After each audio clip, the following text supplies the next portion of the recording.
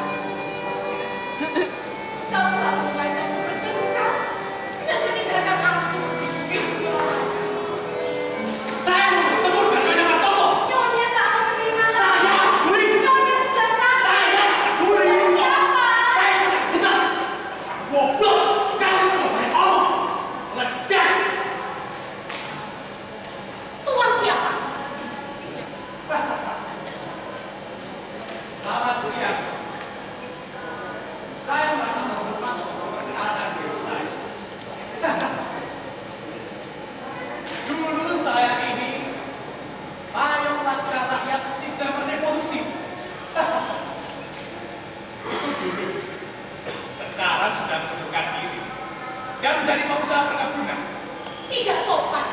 Siapa yang mempersilahkan Tuan duduk? Maaf.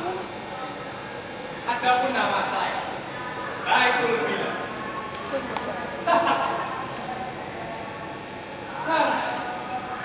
Saya terpaksa mengganggunya karena ada urusan yang sangat mendesak. Tuan mau apa? Almarhum suami nyonya meninggalkan kepada saya 2 buah kon yang jumlahnya 5 juta rupiah. 5 juta?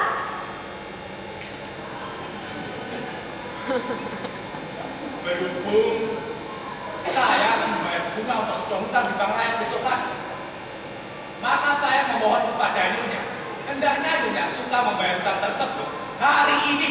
5 juta? Suami saya utang apa pada Tuan sebanyak itu? Oh, macam-macam nyonya. Beras, kacang, kedelai, minyak, dan mungkin juga rumput untuk undang-undangnya. Rumput? Godani, iya nyonya. Jangan lupa bahwa si Lea akan diberi rumput 2 kali lipat hari ini. Iya nyonya, baik.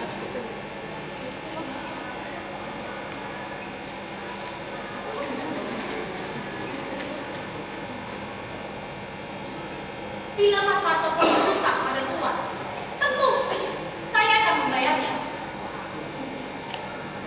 Tapi sayang, hari ini uangnya tidak ada pada saya. Baru besok pagi bendahara saya akan kembali dari kota. Dan kemudian saya akan memintanya untuk membayar uang. Tapi pada hari ini saya tidak bisa memenuhi permintaan uang. Dan yang lebih daripada itu, baru tepat 1 tahun suami saya meninggal dunia dan saya tidak bernafsu untuk membicarakan masalah uang. Dan saya sangat bernafsu untuk bunuh diri. Bila saya tak bisa membayar bunga hutang saya besok pagi, mereka akan minta perkebunan saya. Besok lusa Tuan akan menerima uang itu. Saya akan membutuhkan besok lusa, tapi hari ini. Saya menyesal, tapi hari ini saya tak bisa bayar. Dan saya tak bisa menunggu sampai besok lusa. Tapi apa daya saya bila saya tak punya uang?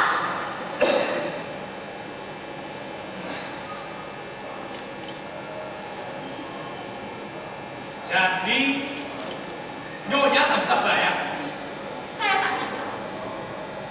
Sungguh-sungguh. Sungguh-sungguh. Baik. Terima kasih.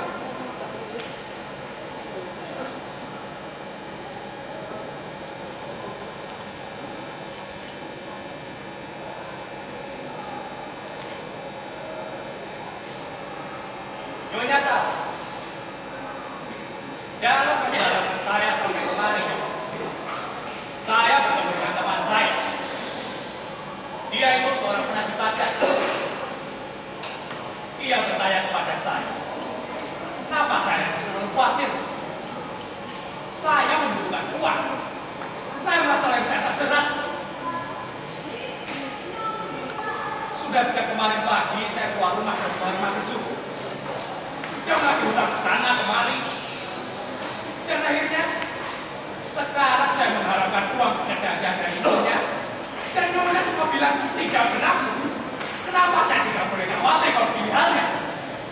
Saya kira saya telah cukup menjelaskannya. Bahwa bendahara saya akan kembali dari kota. Dan kemudian Tuan akan mendapatkan uang-uang kembali. Saya datang tidak untuk bertemu dengan bendahara nyonya. Saya datang untuk bertemu dengan nyonya. Setan bendahara itu. Sesungguhnya Tuan, saya tidak biasa dengan bahasa seperti itu. Ataupun dengan tingkah laku seperti itu. Saya tidak pernah untuk melanjutkan pembicaraan.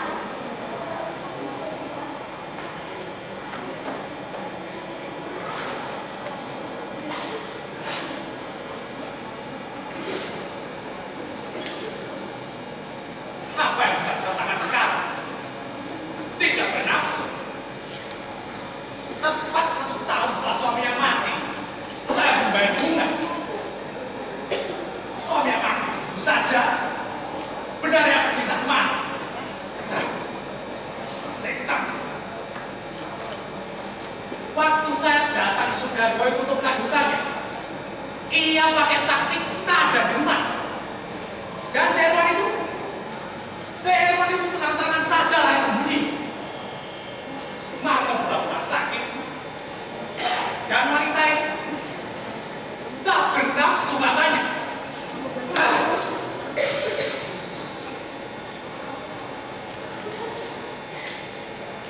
Tak seorang pun dari mereka mau membayar utang mereka. Dan semua ini sebab apa? Sebab saya terlalu memanjakan mereka. Saya terlalu sopan santun dan terlalu lembut hati. Tapi tunggulah. Saya tak akan membiarkan seorang pun dari mereka memperdayakan saya. Saya tak akan mengajar mereka. Saya akan tinggal di sini dan duduk di sini sampai saya mendapatkan uang.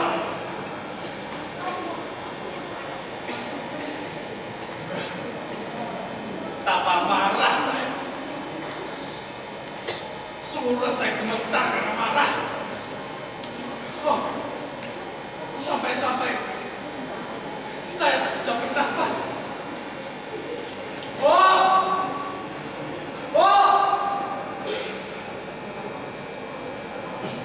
Ada apa? ambilkan saya air.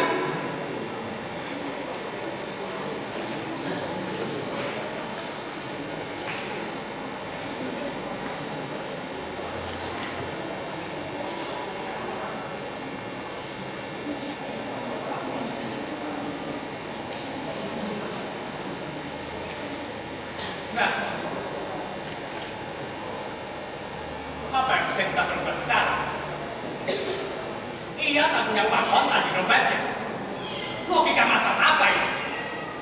Soal ini sudah membuat saya sangat marah. Melihat makhluk romantis seperti dia, dari jauh saja sudah cukup untuk membuat orang berteriak minta tolong. Nyonya Martomo sakit dan tidak ingin berbicara dengan kamu. Hingga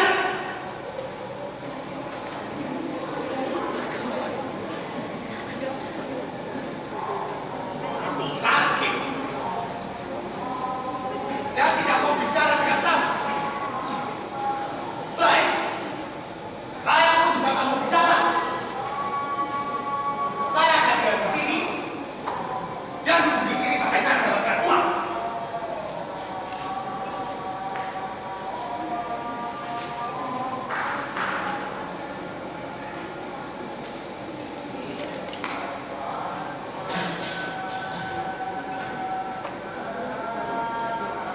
Nyonya, kalau mau sakit seminggu, saya akan tinggal di sini seminggu. Kalau mau sakit setahun, saya akan tinggal di sini setahun. Sama isi surga akan jadi saksinya. Saya harus mendapatkan kembali uang saya. Kau tidak akan membicarakanku dengan penciptamu itu. Spell. Kucing sate nih.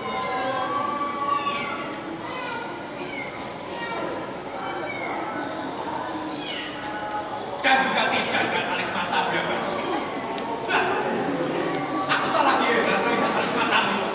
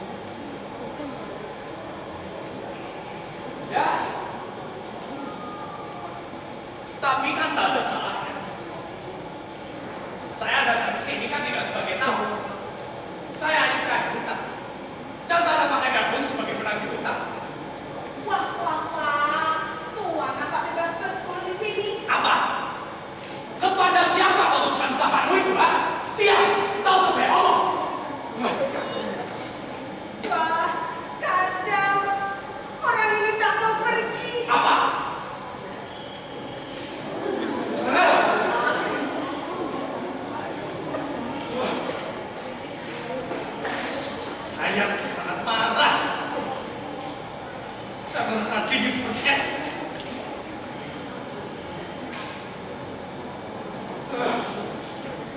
Sampai-sampai saya hampir sakit.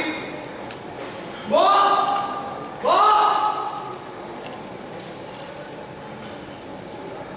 Tuan, selama hidup saya yang seperti ini, saya tidak biasa mendengar suara manusia. Dan saya ini tak bisa tahan mendengar orang bicara keras-keras. Maka dari itu saya mohon pada Tuan, supaya tidak mengganggu kedamaian saya. Baiklah, Nyonya. Baru saya akan pergi. Tadi kan sudah saya katakan dengan jelas, dalam bahasa Indonesia pula, bahwa saya tak punya uang kotor. Kalau mau ya tunggu sampai besok lusa. Dan saya pun juga merasa terhormat untuk menerangkan kepada Nyonya, juga dalam bahasa Indonesia, bahwa saya membutuhkan uang sekarang, tidak besok lusa. Tapi apa daya saya bila saya tak punya uang? Jadi Nyonya akan membayar segera, begitu bukan? Saya tak bisa. Baik. Nyonya akan membayar besok lusa. Bagus sekali. Kalau begitu, saya pun akan duduk di sini sampai besok lusa.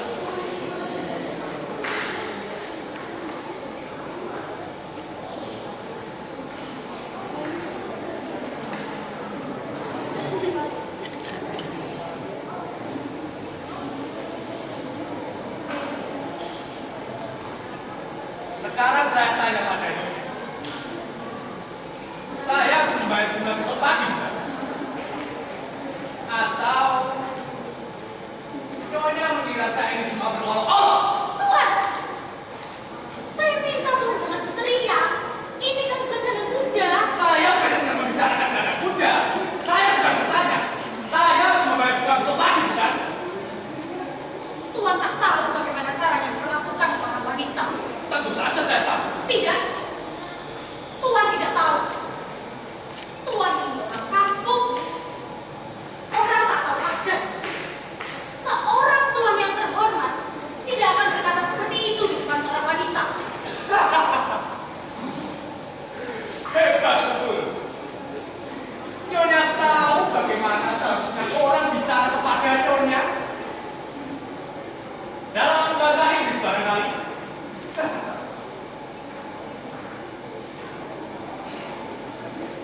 Dear lady, would you like to lend me your beautiful eyes?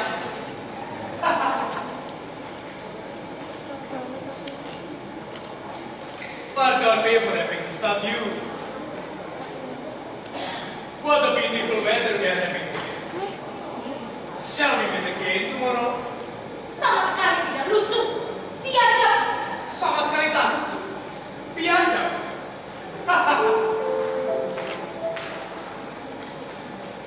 Nyonya, sepanjang umur saya ini, saya sudah melihat wanita lebih banyak daripada Nyonya melihat guru gereja. Sudah 3 kali saya berkelahi cuma karena urusan wanita. 12 wanita tak saya tinggalkan. Dan 9 meninggalkan saya.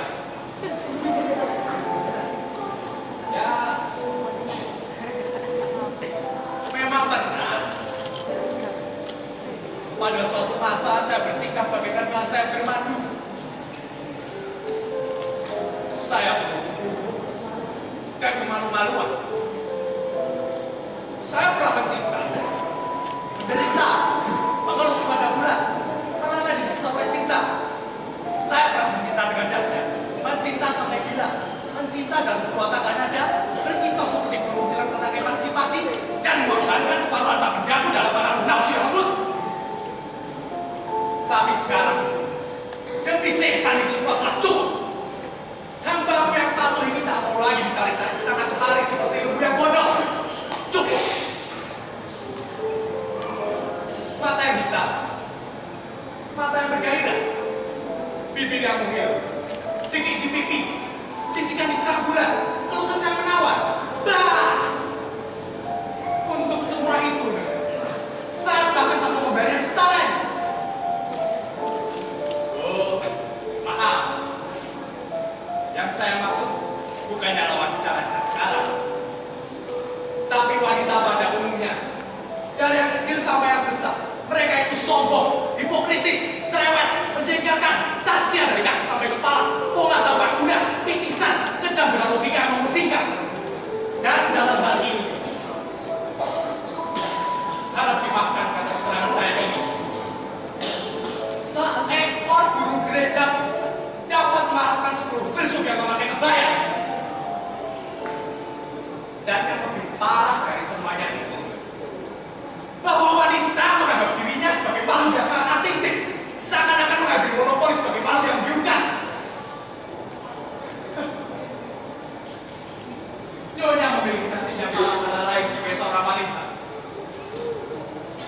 saja Nyonya tahu bagaimana sifat wanita itu. Coba katakan pada saya, demi kehormatan Nyonya, apakah Nyonya pernah menjumpai wanita yang bisa setia? Hah? Tak pernah, tentu saja. Hanya wanita yang sudah tua dan jelek saja yang bisa setia. Lebih gampang mencari gagal berbulu putih atau kucing bertanduk daripada mencari wanita yang bisa setia. Tapi jika saya bertanya, siapa yang jujur dan setia dalam bercinta? Lelaki barangkali? Ya, tepat sekali. Lelaki tentu saja. Lelaki? Iya. Lelaki bisa jujur dan setia dalam bercinta. Nah, inilah suatu berita yang baru. Bagaimana Tuhan sampai bisa berkata begitu? Lelaki jujur dan setia. Sementara soal ini sudah sampai begitu jauh, Tuhan. Saya bisa menyatakan di sini bahwa dari segala lelaki yang saya kenal, suami saya ini adalah lelaki yang terbaik. Saya mencintainya dengan hangat, dengan segenap jiwa saya, seperti yang hanya bisa dilakukan oleh seorang wanita yang muda dan bijaksana. Saya serahkan kepadanya kemudaan saya, kebahagiaan saya, harta saya, dan hidup saya. Saya menyembah kepadanya seperti seorang kafir. Dan apa yang terjadi? Lelaki yang terbaik ini mengkhianati saya pada segala macam kesempatan. Setelah ia meninggal dunia, saya temukan laci mejanya penuh dengan surat-surat cinta. Dan ketika ia masih hidup, ia sering meninggalkan saya berbulan-bulan lamanya. Memikirkannya saja sudah ngeri. Ia bercita-citaan dengan wanita lain di hadapan saya. Ia memboroskan uang saya dan memperolok-olokkan perasaan saya. Tapi toh saya masih tetap jujur dan setia kepadanya. Dan yang lebih daripada itu, Mas Martoko telah meninggal dunia, dan saya masih tetap jujur dan setia kepadanya. Saya kumpulkan diri saya dalam pajedik ini, dan akan tetap memakai baju berkabut ini sampai ia kubur saya. Berkabut? Nyonya berkabut? Nyonya kira saya ini apa? Jangan dikira saya tak tahu kenapa Nyonya memakai baju yang bagus ini dan membunuh diri Nyonya di hadapan pajedik ini. Rahasia macam apa itu? Betapa romantis. Nyonya apa minum dongeng barangkali? Seorang bangsawan berkuda akan lewat di depan Puri.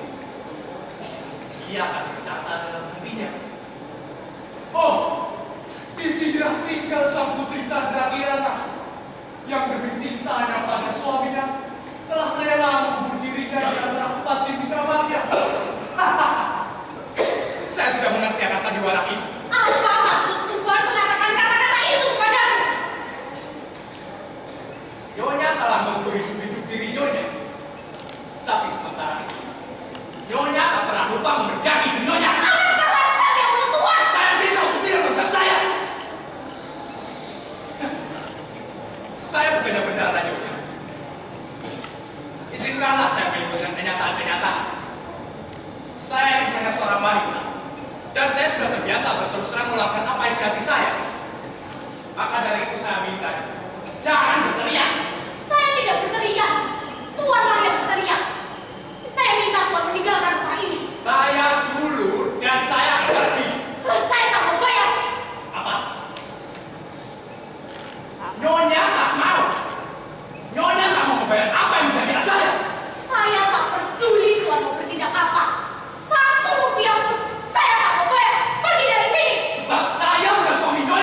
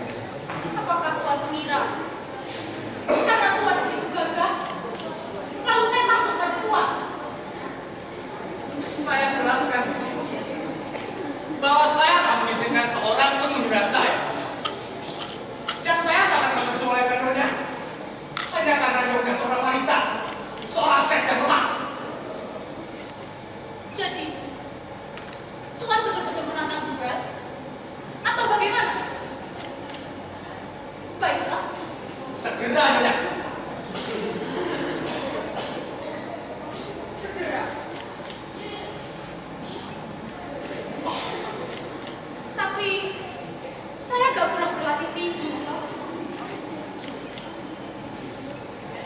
Tapi suamiku punya banyak senapan di sini. Beberapa tupai dan burung saja sudah gugur karenanya. Dan sekarang dengan mudah senapan itu akan menggugurkan saya juga. Oh, senapan angin. Baik, boleh saja.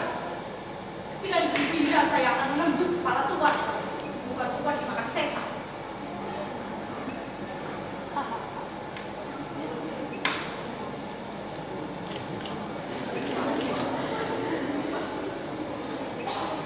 Akan saya tembak alis mata yang bagus itu.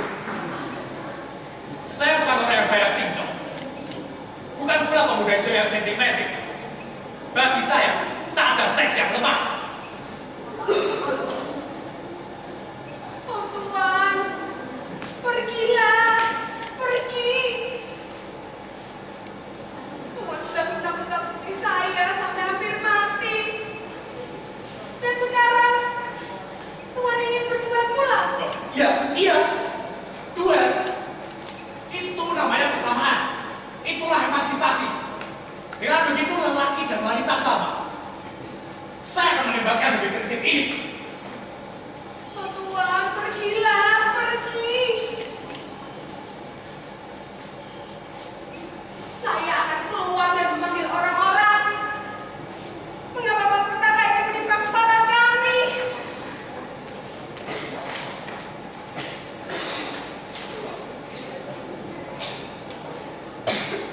Inilah senapannya.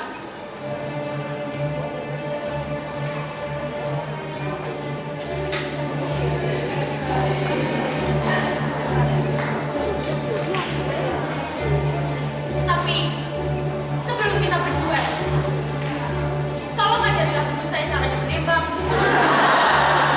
Saya agak kurang terbiasa dengan senapan. Ya. Ini namanya senapan angin. Lihat. BSA kaliber 5,5. Cukup bagus untuk menembak peluru. Perhatikan. Begini cara yang menembak.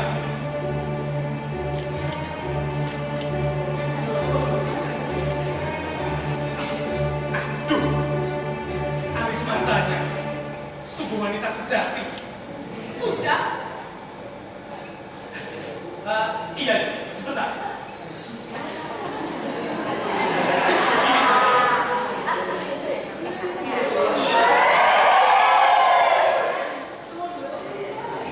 Tarik pincunya bila akan ditembakkan.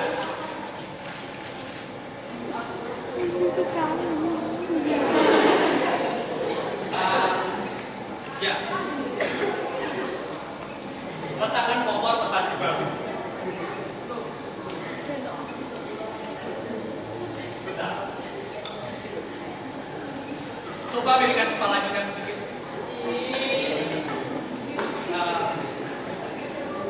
Tangan hendaknya lemas tetapi kuat. Coba tarik nafas dalam-dalam. Hembuskan. Dan enak kan?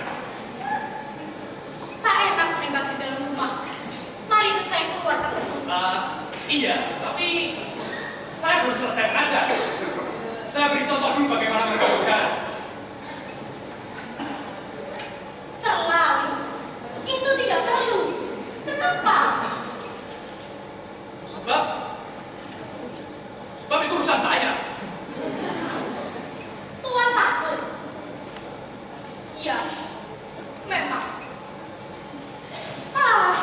Jangan begitu. Tuan ini jangan gila-gilaan. Mari, ikut saya ke kebun. Saya belum merasa tentram sebelum membantu bangunan Tuan yang saya benci itu. Apakah Tuan takut?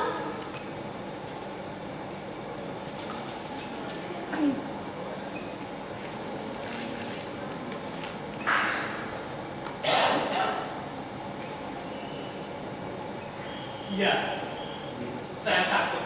Bohong! Kenapa tidak mau bertempur? Sebab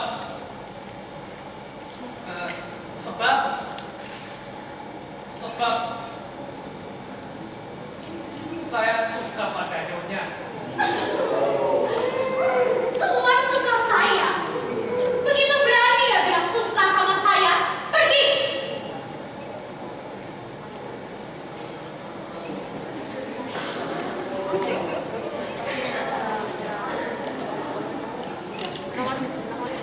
Dengarlah.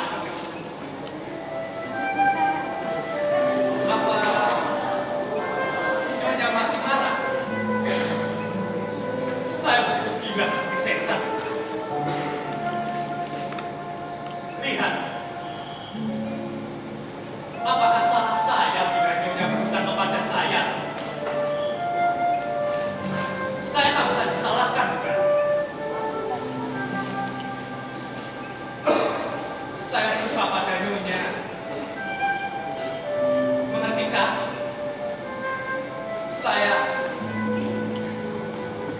Saya jatuh cinta. Pergi. Saya benci pada tuan.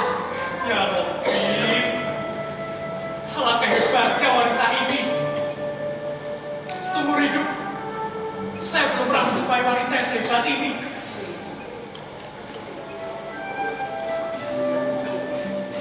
Saya kalah.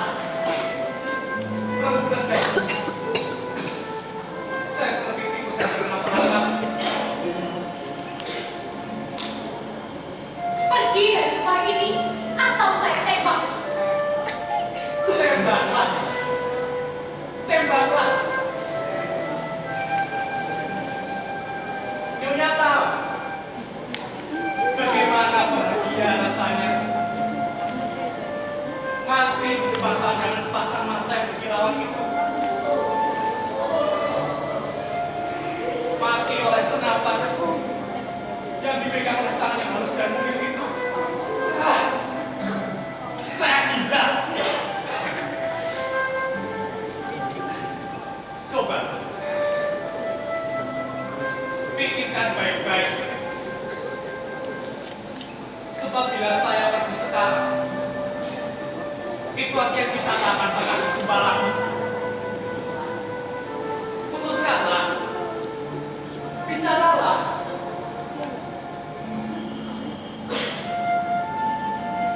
Saya masih seorang pria. Orang terhormat. Saya ini seorang pemilik perkebunan. Saya juga punya banyak kuda yang bagus. Maukah nyonya menjadi istriku?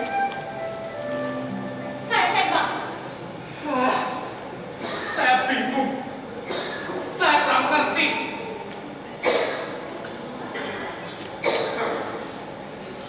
"12 wanita telah saya tinggalkan. Dan 9 meninggalkan saya. Sebenarnya seorang pun saya cintai.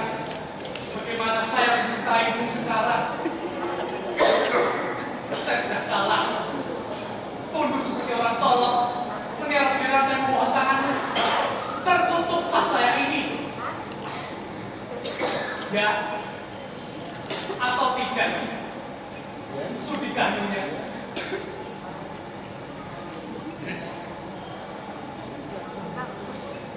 Baiklah. Tunggu dulu. Iya. Tidak.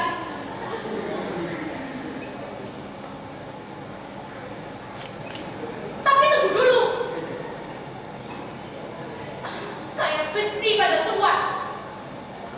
Jari-jari saya linu memegang barang seperti ini.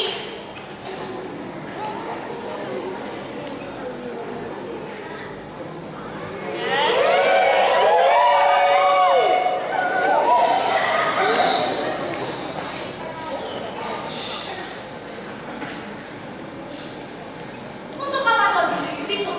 Cepat pergi.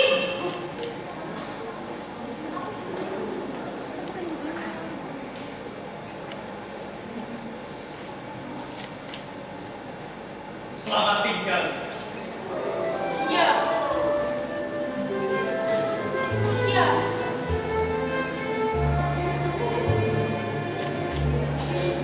Pergilah. Kenapa pergi?